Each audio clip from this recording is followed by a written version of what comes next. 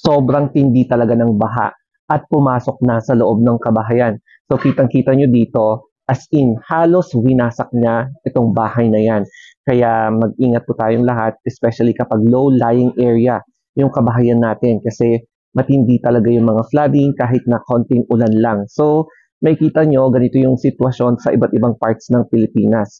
Pati na rin sa mga kalsada, mistulang naging river na rin. Kaya ingat po tayong lahat kapag lumalabas kasi sa mga ganitong klaseng baha and syempre sa mga landslide kapag nasa bulubunduking lugar po tayo. Super foggy na ngayon ang sitwasyon sa amin dito sa Benguet. Kung makikita nyo dito sa likuran ko, ayan o. So buti na lang hindi pa umuulan ulit. Kanina medyo malakas pero ramdam ko yung buhos ng hangin or bugso ng hangin. Ayan o. So makikita nyo yung 360 degrees. Very foggy talaga dito sa amin. Tsaka kung titignan nyo sa weather,